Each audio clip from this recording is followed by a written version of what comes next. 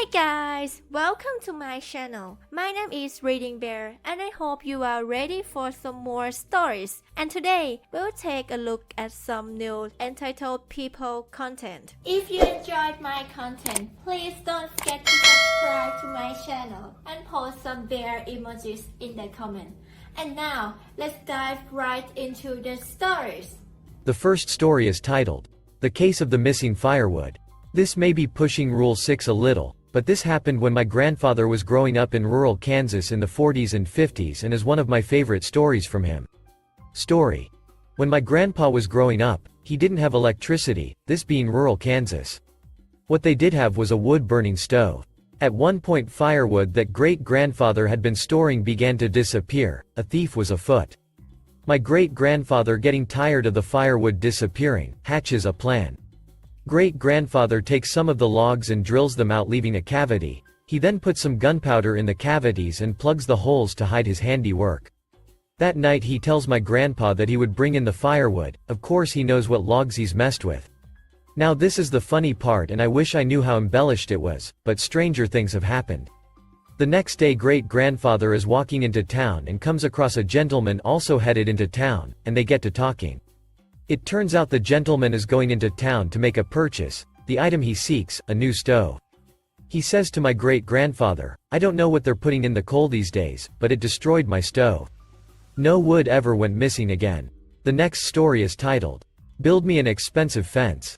One night I had a knock at my door from the funeral homeowners down the street. They told me that they had just bought the property between us and were going to demolish the house to build a parking lot. They said that they wanted to build a nice vinyl fence between us and that they would pay for everything. All they needed from me was to sign an agreement saying that it was okay for them to build the fence. This agreement was 3 pages long. I told them that I would be happy to take the agreement and sign it tomorrow because it was already 9 p.m. They told me that they couldn't leave the document with me and that I had to sign it right now.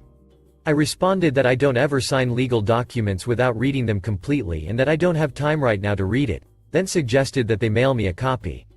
After this they got very pushy and told me that I have to sign it and I have to do it right now.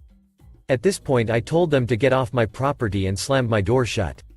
I did some research and city code required them to build a very specific type of fence because we had 2 different zonings of property next to each other. A bit later they built a foam core concrete fence that was 8 feet tall. It looked good, and to an untrained eye it looked to meet the requirements of the city ordinance. At this time, I also received a letter from their lawyer about the old wooden fence that they also left standing was on their side of the property line, and that if I tore it down, repaired it, or did anything else to it that they would take legal action against me. Cue the petty revenge. I found a city ordinance that outlaws a fence within a fence. It basically says that there is only 1 fence allowed per property line. I took that to the city planning commission and they forced my neighbor to remove the wooden fence. I refused to allow him or his workers onto my property. This meant that they had to go over the 8-foot concrete fence to remove the old wood fence. After that was completed, I went back to the planning commission to demand that the correct fence be built. City ordinance stipulated an 8-foot tall solid masonry fence and explicitly forbid the use of foam core fencing in this situation. The commission sided with Mai and made him tear out his brand new fence. After that he put up a temporary chain link, freestanding, fence between our properties. The wind kept blowing it down, so I asked him to take care of it so that my chickens didn't get out of my yard. He told me to figure it out myself, enter malicious compliance, so I welded his rented fence pieces together. They were no longer portable, but they stopped blowing down. They were also taking a long time to get the permanent fence in, so I ordered a Borat-style neon green Speedo. You should Google it to really understand. I then wore that during the nights in the summer while I sat at my fire pit. The guests of funerals could clearly see all of me lit up in the twilight. I like to think that this helped motivate them to put in an opaque fence. When he finally put in the correct fence his workers trampled about 30 feet of my rose bushes and killed them, so I had the planning commission order him to pay me damages for the roses. The workers also broke some of my sprinklers and I was able to force him to repair those too. To top this all off he stained his side of the new fence and left mine with only stain splatters and stain drips. Since I was batting 1.000, I went back to the city ordinances and found one that prohibited this exact situation. Back to the commission I went. After more fighting, he had to pay to stain my side of the fence too. It took 5.5 years of petty revenge, but now I have a beautiful tall fence to keep my yard quiet and safe. It added a lot of value to my property too. Hey Mr. and Mrs. Funeral Home, sign that. The next story is titled, Bizarre Safety Procedures at Work Cause a Hilarious Cobra Effect. I'm a senior electrical engineer in the industrial sector. I started work at a huge firm a few weeks ago, and right off my superior detailed what was expected of me every quarter. Among the requirements were 1 safety violation report a month. I thought okay, I could keep myself from ducking up more than once a month. This is a large factory with everything from spinning grinders to steaming corrosives, so obviously OSHA is a big issue here, but this isn't my first rodeo, so to speak. I generally know what I'm doing. So, my first month goes by and I keep everything nice and safe. End of month, one-on-one rolls around. Boss makes it clear, to my surprise, that the requirement is for me to file at least 1 safety violation a month. Obviously, I inquired how one could go about controlling safety violations, as they are inherently accidents, and if I had any way to influence their appearance I would prevent them in the first place, but he just said I need to keep my eyes open, the violations will appear. Fine, I kept my eyes open, but honestly everything seems perfectly in order. Everyone else in my department were ticking off safety violations one after another, and I was nearing the end of month 2 with nothing. I would go on walks looking for safety infringements instead of working. Something seemed off, so I looked into the safety violations report Excel and I was just stupefied. This was a list of the most unbelievably inane infractions I've ever set my eyes upon. I'll give you some examples. Infraction: cabinet door was left open in room. Someone could hit their head. Immediate mitigation: cabinet door closed. Future mitigation: add magnets to cabinet doors. There were countless other esoteric reports like, unexplained puddle next to electrical cabinet, or, stack of cables on floor. I couldn't believe it. These well-educated grown men and women just writing nonsensical safety violations on absolutely anything. I tried approaching one of the guys about it, but he just said to keep my eyes open, the violations will appear. They keep repeating it like it's a mantra, then change the subject. I thought this was ridiculous enough, but then one day a report came in about a ladder missing one of the plastic caps on its legs. Immediate mitigation: plastic cap found elsewhere and secured in its place. Now I was the last one to use this ladder the day before and it was perfectly fine, which lead me to my conclusion that this man was purposely sabotaging company equipment just so he can fix it and then write a safety violation report. I feel like I'm in an episode of The Office. Everyone I approach about this just brushes it off. Maybe it's because I'm the new guy? Anyway, I couldn't show up to my second monthly evaluation sand safety report, so I went to a random grounding cable, slightly unfastened the bolt, took a picture, and then fastened it back in place. I wrote a report about it and the OSHA guy commended me in person about my vigilance. Is this a department-wide grift? Are the managers unaware of this farce or are they playing along? Usually this would be a huge red flag, but everyone is otherwise really nice, and the pay is great. Anyway, ideas as to what I should sabotage next month are welcome. The next story is titled, Nobody Talks About My Granddad Like That. I was reminded of this petty revenge and thought I should share. Setting: Christmas season 2021. While my family lives in a very rural, and largely uneducated, part of the South, my mom and I moved to a major metroplex about 1,600 miles away. I don't talk to my grandfather often enough, but I have gone very nearly no contact with my grandmother. She was our secondary caregiver throughout my childhood and my sister, and I shouldered a lot of trauma at her hand. She's the emotionally, mentally abusive and manipulative type.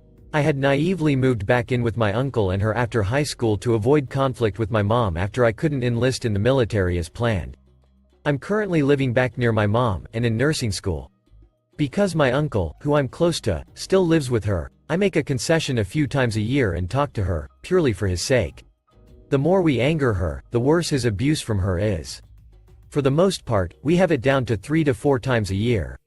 Her birthday, Christmas, my birthday, and sometimes my son's birthday. If we have funds to send my uncle a gift, I send one to her as well. It's an all or nothing. My grandfather also lives near them but is divorced from my grandmother and remarried. During and past his prime, he was hard-working, driven, active. He provided for his family, even in the divorce. Growing up, he was my rock, my refuge, my protector. He's now a cancer survivor and was diagnosed with Parkinson's disease in 2015. After he was diagnosed, he had to fully retire from the steel mill he had worked in for 30-plus years because his unpredictable mobility posed a big safety risk. He's doing moderately well now given the amount of time he's had Parkinson's, but his mobility took a big hit. He still has falls occasionally, and he's had to give up most of his hobbies. Because of other injuries, his mobility had been affected for a few decades prior, but he pushed through, and is still one of the best people in my family. 2021, funds were tight, but we were trying to do something small for them both. I had gotten my grandmother a robe suited to their winter climate but was waiting to be able to get my uncle a blanket.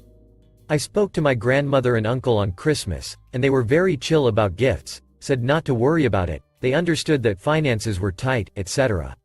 The conversation of course turned my grandmother's favorite topic, disparaging others. She starts saying that my grandfather is housebound now not because he has Parkinson's, but because he's lazy, that the reason he can't get around well now is because he retired, and that it's his own fault for sitting on his ass. For the most part, I'm not a confrontational person, but I've been working for a while to address things more openly and to advocate for others. I still don't want to argue with her on the phone. But I respond that I'm pretty sure he had to retire because of his Parkinson's, which is why he can't get around now. I got off the phone then, seething mad.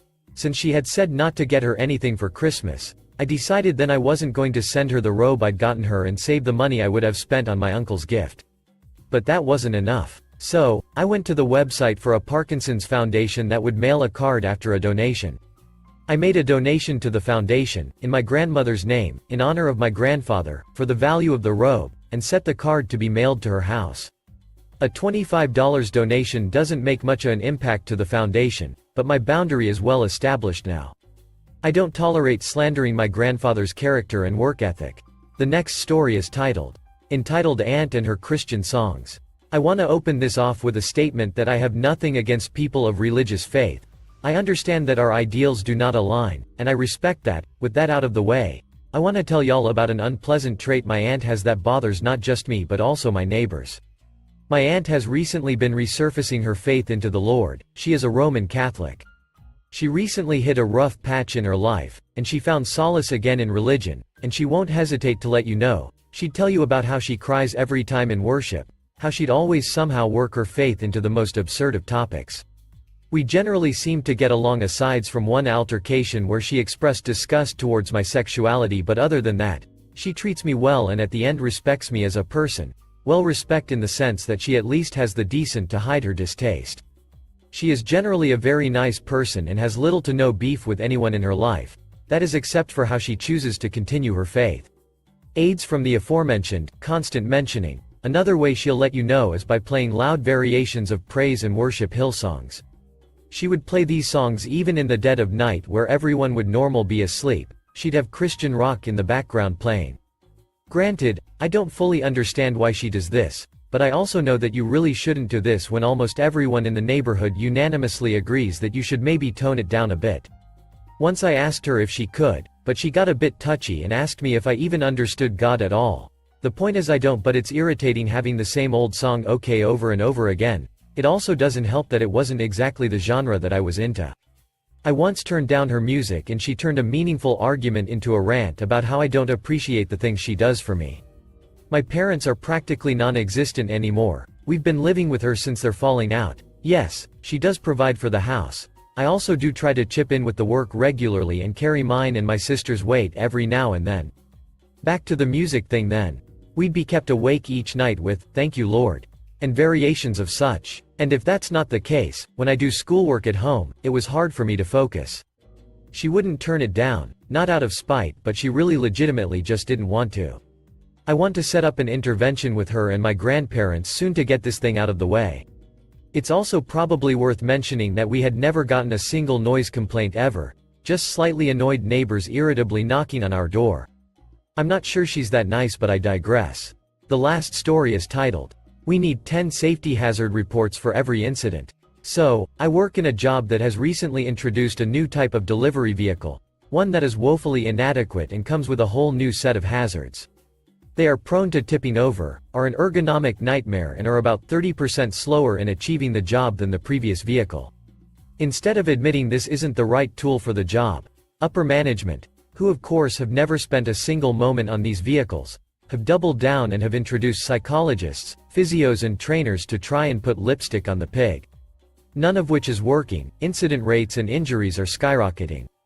Then, being expert managers, they try to place the blame on the daily users of these vehicles, anything to deflect the blame from them, blindly choosing the wrong option.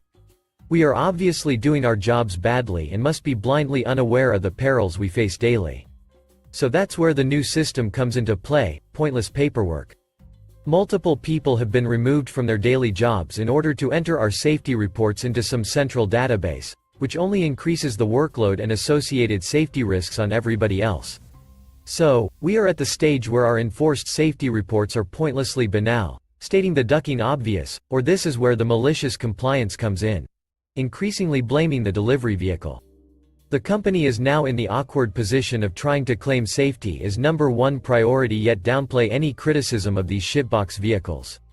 Thank you for listening.